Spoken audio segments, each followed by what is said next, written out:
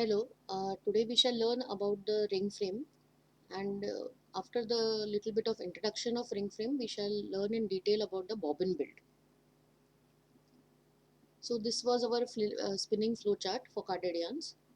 It would go through, the material would go through blow room, card, breaker draw frame, finisher draw frame, roving frame and ring frame. So we are now at the last stage, that is the ring frame. And we know that the objects of ring frame are similar to roving frame, that is the material is attenuated or thinned out from roving to yarn, then it needs to be twisted to impart strength, and also it has to be wound on a suitable package in a suitable way so that the package is ready for transportation without any damage, as well as it is easy to unwind at the next stage, which is going to be the winding before weaving. So with this background, let us come to the economic significance of the ring spinning process. So as we can see here, that graph is shown which gives us the cost structure and its breakup in a typical ring spinning mill. So the processing cost could be broken down in this manner. Blow room amounting to 11%, card 13, draw frame would amount to 4%, which is the least. Roving frame amounts to 12, and ring spinning would take up around 60% of the cost. The raw material accounts for 50 to 70% of the yarn cost. This already we know. While the major costs involved in the processing of this raw materials incurred by the ring spinning process. So if we take rupees 100 as the cost of 1 kg of yarn, 50 to 70 rupees would be the cost of the material itself, and the remaining say 30% would be the cost of processing, and within that 30 rupees, which is the cost of processing, out of that 60% would be going towards ring spinning, processing at the ring spinning stage, whereas the remaining would be distributed amongst the other previous processes. So with this, the cost breakup of a typical mill is shown, and this graph was produced by Reader. So let us now with this look at the passage of material through ring frame.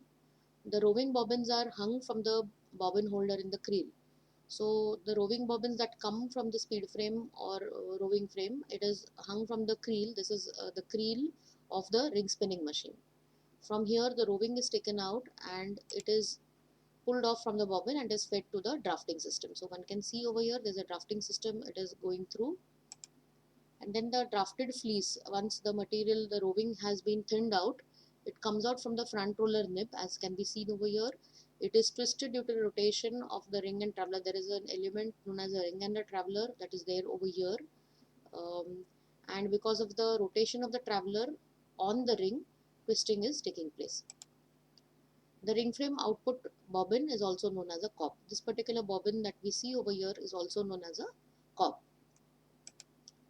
So with this, let us look at the working of the ring frame.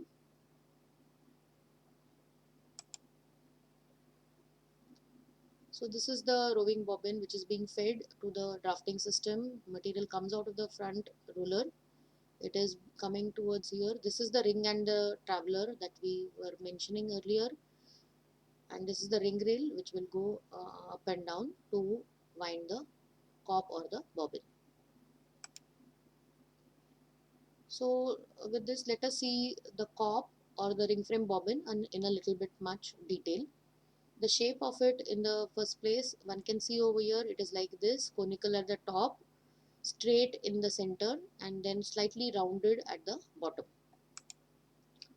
The empty bobbins are slightly tapered and are hollow so as to be fitted on the spindle. So the empty bobbins look like this. They are made up of plastic many a times, and this is has got a slightly tapered construction, as one can see, more diameter here at the bottom, and it gets tapered at the top, and so that, and it is also hollow, which can make it fit on the spindle which will be rotating.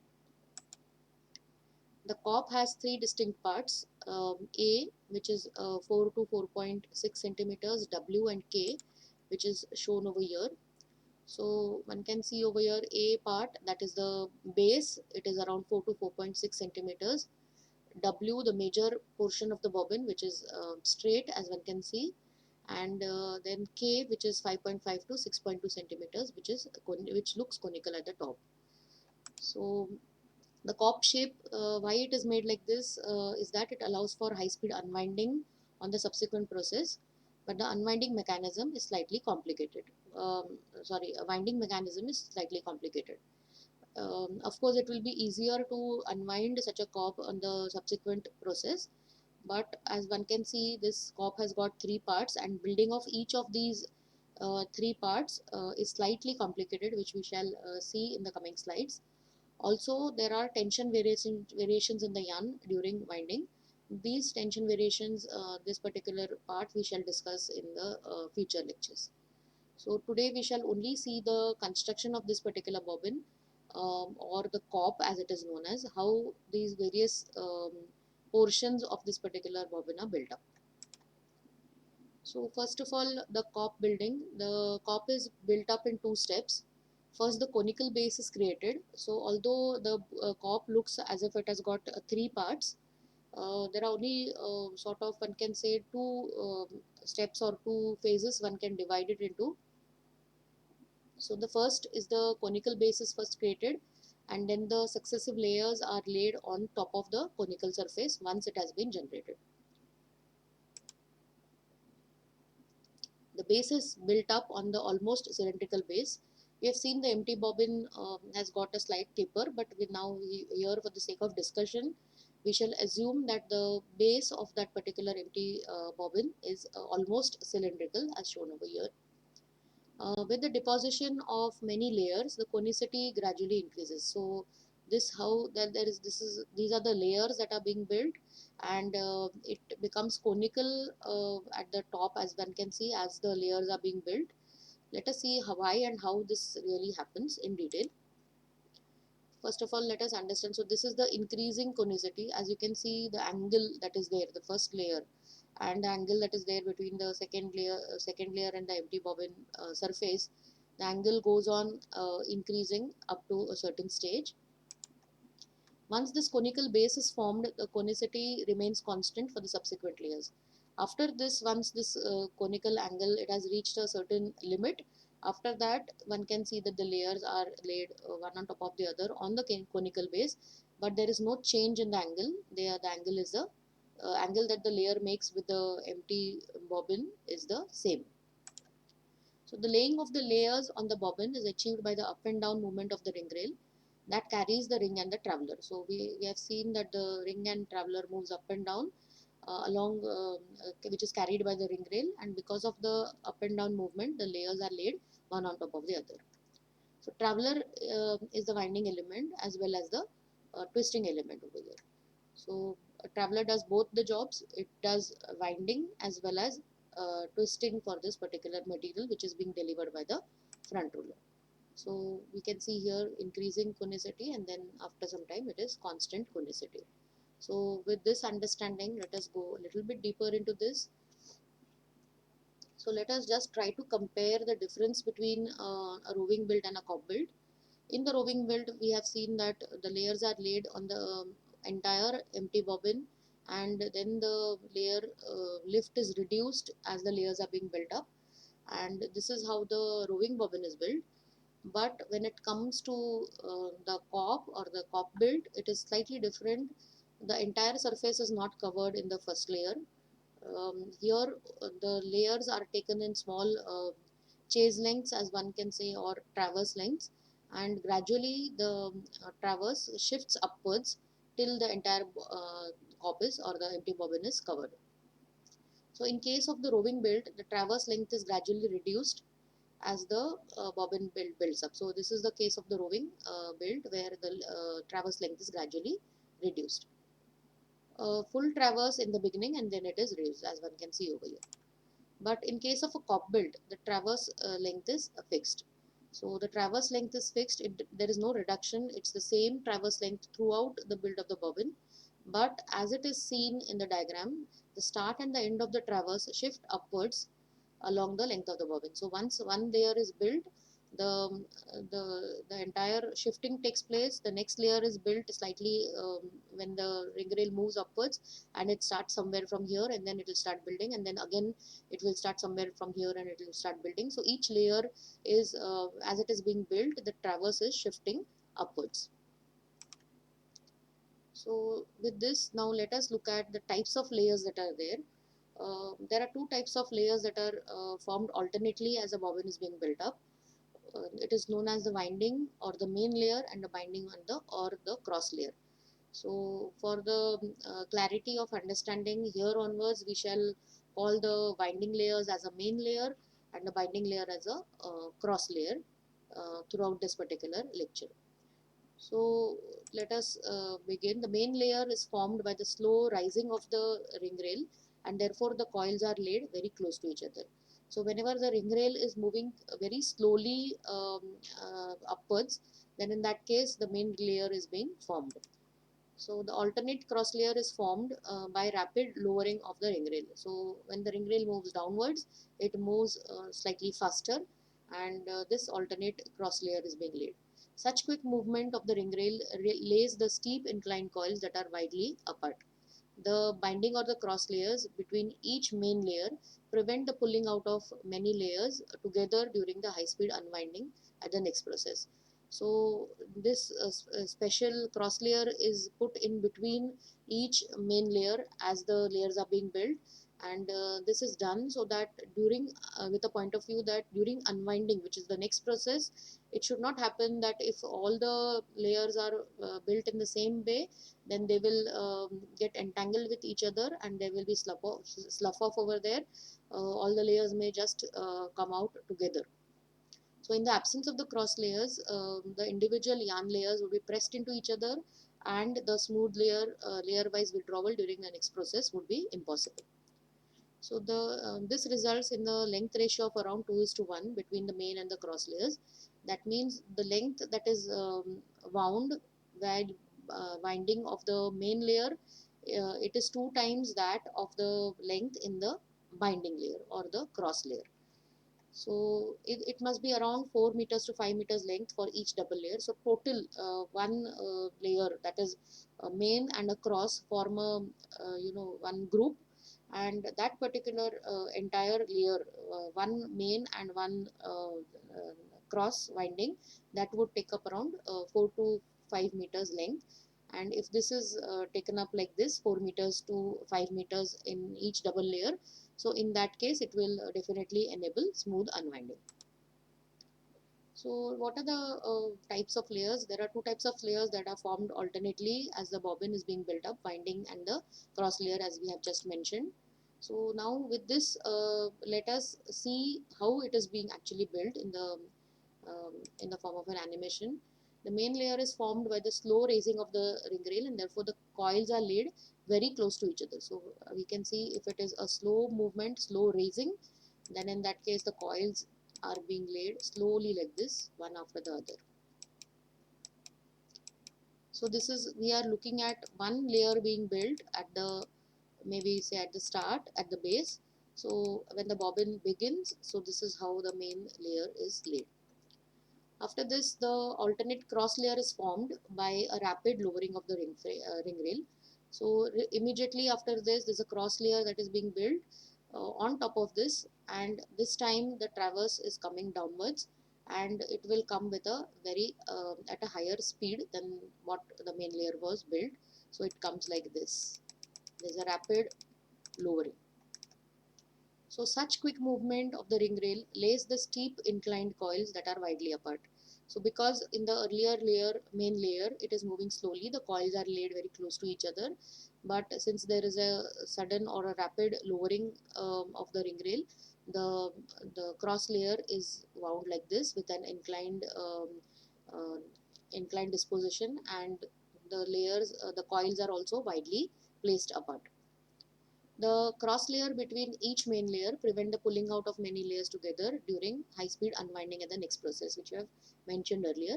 In the absence of the cross layers, the individual yarn layers would be pressed into each other. So as one can see, if this cross layer was not there, the next layer would also be main winding. In that case, each of these layer, the green ones, if this red layer for example was not there, then each main winding would be pressed into each other, and the unwinding at the next stage would become very too much impossible, because sloughing off would take place a lot.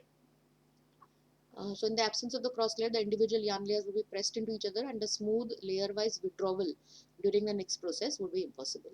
So this kind of a layering is a must, and we must keep this in mind when the later on when other discussions are happening. So together, when you look at it, the COP would have all these features. So let us look at the main layer and the cross layer, how they are built with the help of an animation. So one thing I would like you to observe is that this is the actually the ring and the traveler, which will be traversing up and down. So one thing to observe over here is what we have just learned, how the main layer, as it is being built, it is going slowly towards the top for the first layer, first main layer, and then rapidly it is coming down. So let us take a look.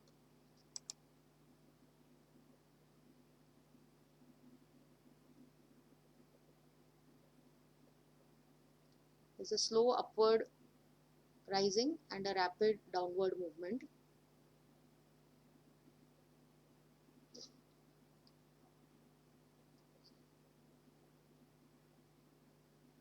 So this is how layer by layer from the bottom onwards right up to the top, this particular bobbin is being built.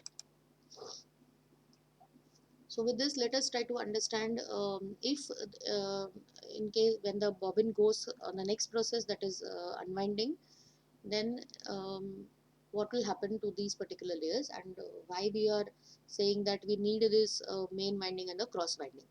If we consider the unwinding of the two layers, it shall happen in the direction opposite to winding. This we must understand, because winding has happened in a certain way, so unwinding would happen in exactly the opposite way to what we have just seen.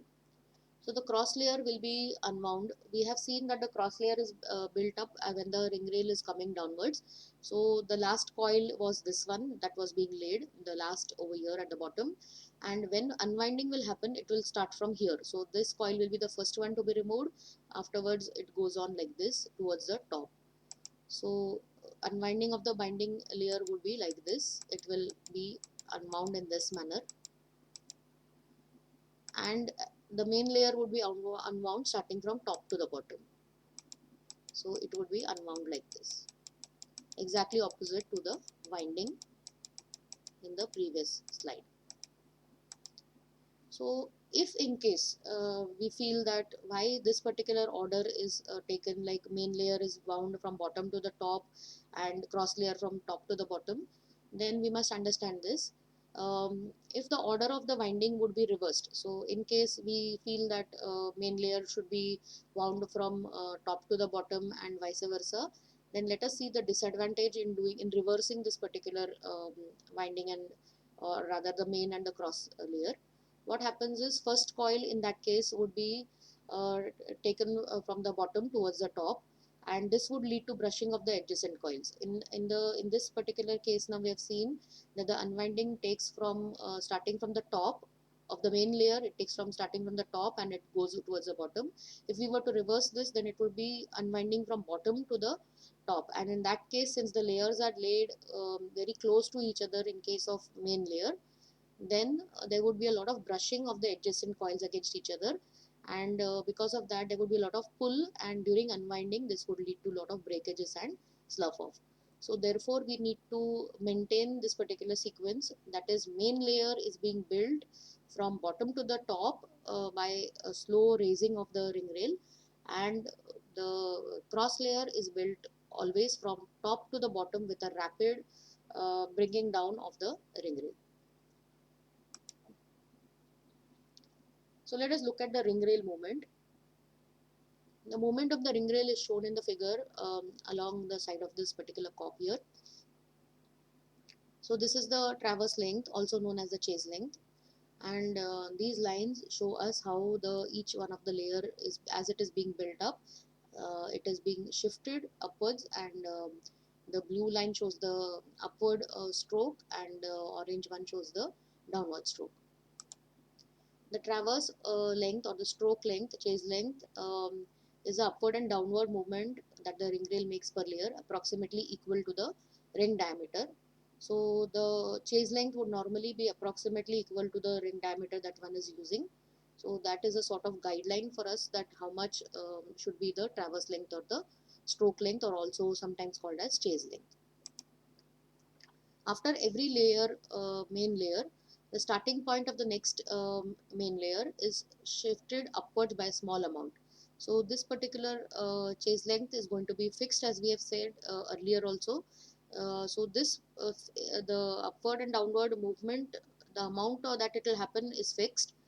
But as it is, as soon as first layer is built, the starting point is shifted upwards, as one can see over here between this particular uh, group of winding and or other main and cross layer and the next main and cross layer, we can see that the main layer, the starting point has shifted from this point to this point, and the distance between that one can see shown as h over here.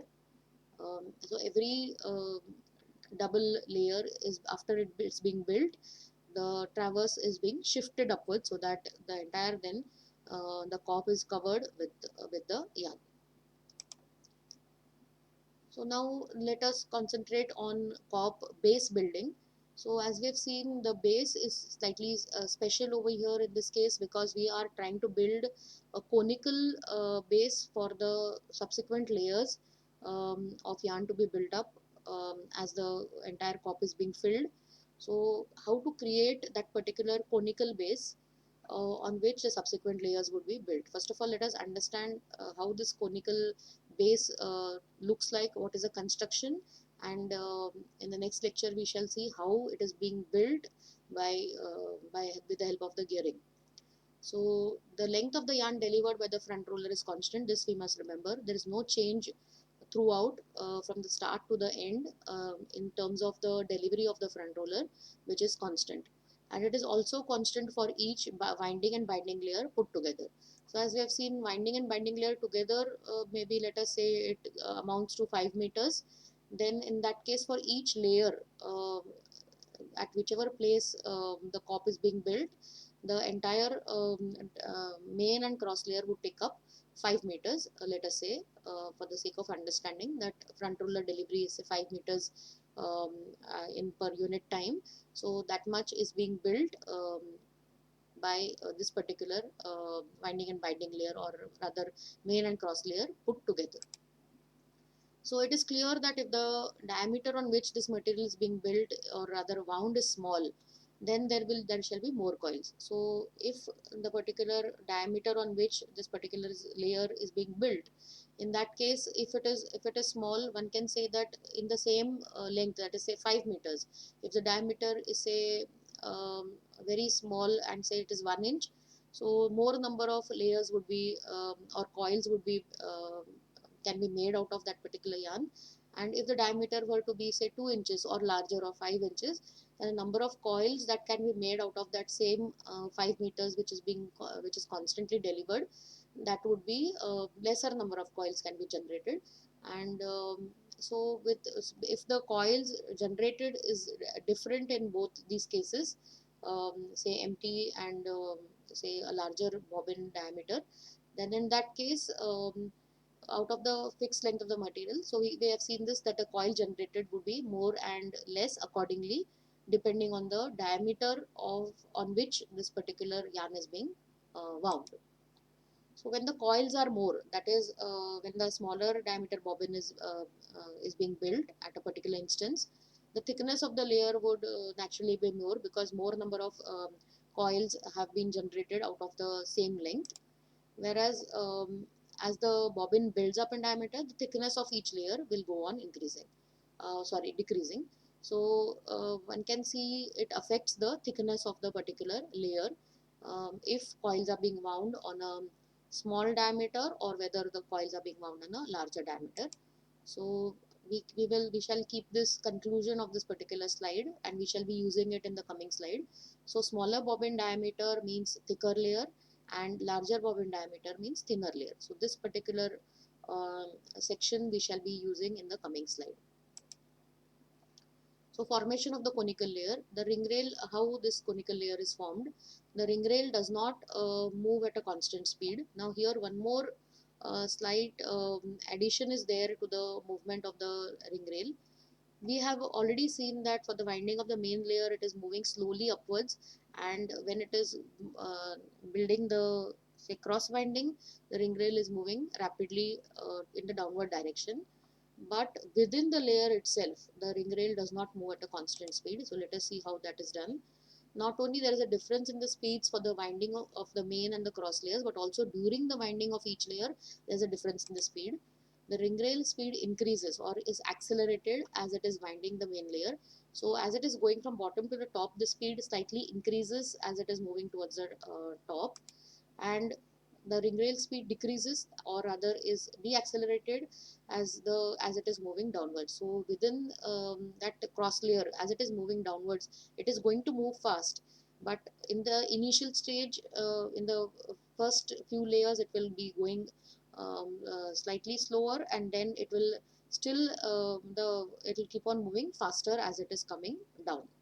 So within each layer also there is an accelerated and deaccelerated speeds. So it is clear that whenever the speed of the ring rail is slow, more coils or thicker layer are laid at that particular position and vice versa. So when we compare with the speed, let us see what kind of coils we can get. So whenever the speed is slow, more coils will be laid, and therefore thicker layer will be formed, and the other way around.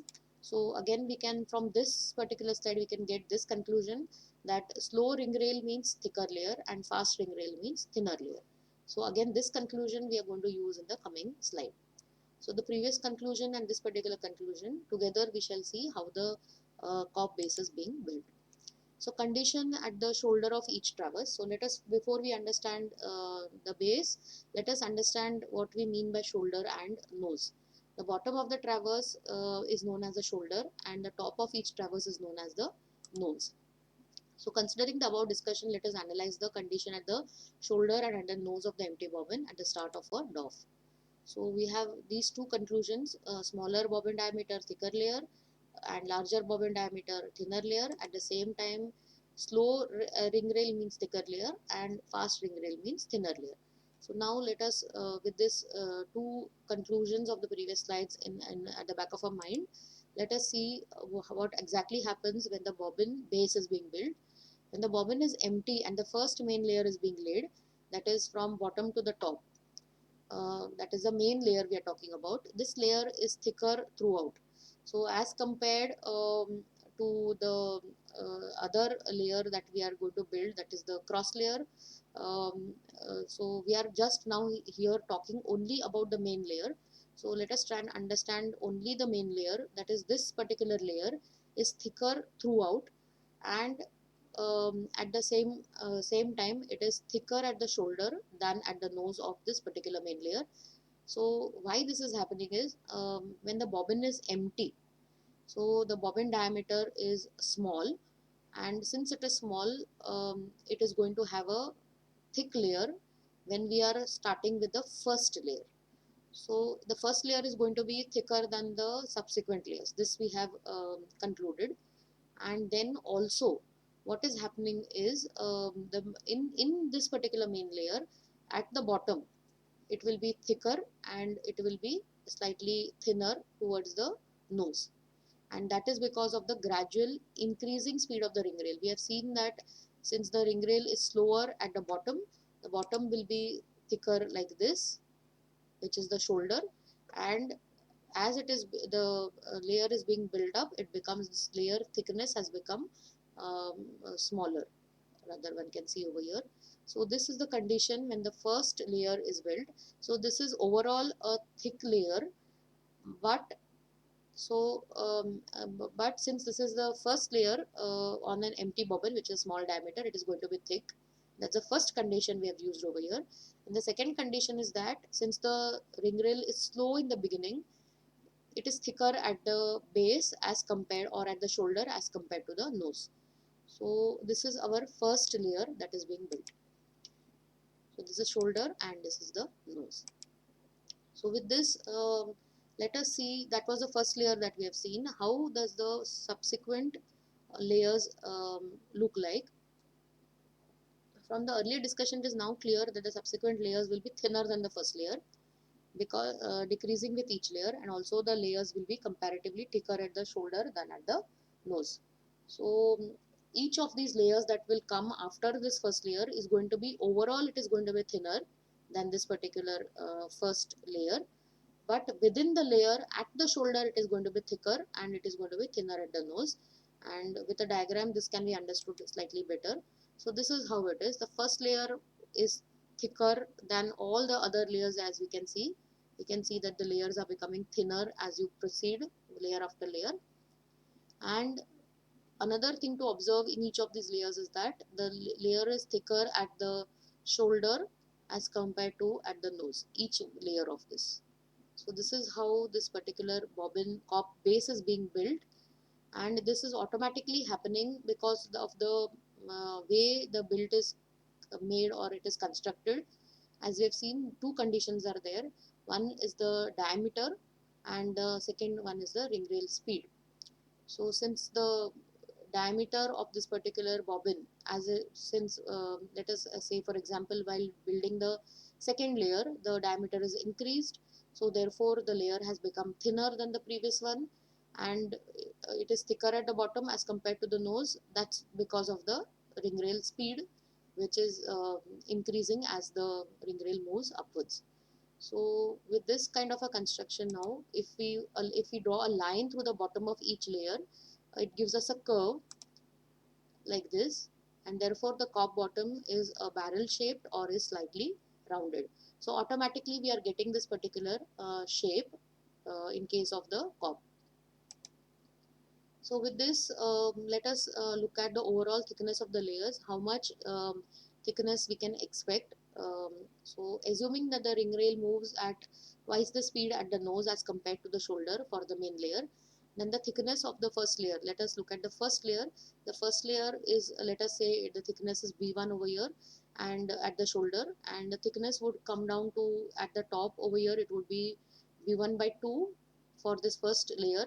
That's because the speed of the ring rail has increased, and it has increased at a rate of 2 times, or it is twice the speed of that at the it is twice the speed at nose as compared to the shoulder. So therefore the thickness has become half. It was B1 over here and it has become B1 by 2 here at the top. So in the subsequent layers, the layer at the nose is being built on the empty bobbin. So subsequent layers, as one can see, there is no change. The nose is being built on the empty bobbin itself, as one can observe over here. Um, it is similar to the first layer, and therefore there is no effect of diameter increase. So because of the increase in diameter that is happening, there is no effect in this particular region, because the nose is always built on the empty bobbin, as one can see. So, however, due to the increase in the speed within each layer, similar to the first layer, the thickness at the nose of the second layer and all the subsequent layers throughout the bobbin will be B1 by 2. Although the thickness here at the bottom is changing because of the change in the diameter of the particular bobbin, we can see that the thickness is changing, or rather it is becoming thinner as we proceed. But at the nose, there is no change. The thickness would be B1 by 2 in all these layers, as one can observe. Also subsequent layer will be thinner at the shoulder, that is B1 is greater than B2 and B3 and B4 and so on, and this keeps on happening. But after a certain time, as one can observe, there will be one particular layer, let us say somewhere here, after maybe fourth or fifth layer, this particular B1 by 2, which is their thickness at the nose, will start becoming equal to the thickness at the base, because base thickness is reducing, as we have already mentioned.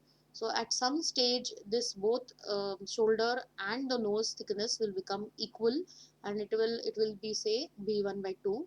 Then in the after this, whatever layers are being built, there will be no change in the conicity or the thickness of the layers, and all the layers after this particular layer would be built with the overall same thickness. So this it will be built like this only continuously till the entire corp is being built. So this particular phenomenon is happening only for the while building the base of the particular corp. So with this, we have seen the construction of the corp in detail. We have also seen the construction of the special base that is there for the corp. So let us summarize. The corp has a rounded base, and the layers are of different overall thickness within a given layer only at the base of the bobbin. Each layer is built on the previous conical layer. Since such a build is preferable during high speed unwinding in the next process, we have seen that if it is conical, then unwinding becomes a little bit easier in the next process. Also, we have seen to make it easier to unwind, each main layer is separated from the next main layer by a cross layer, so that we are able to avoid breakages and slough offs during unwinding, which might happen if this cross layer were not there. So, and that would happen because of entanglements between each main layer. So with this understanding of the COP build or how the COP is constructed, in the coming lecture we shall be looking at the drive of the machine, or rather how this construction is actually achieved uh, on the machine, how this particular base on the main portion of the COP is actually built. So with this we come to the end of this particular lecture. Thank you.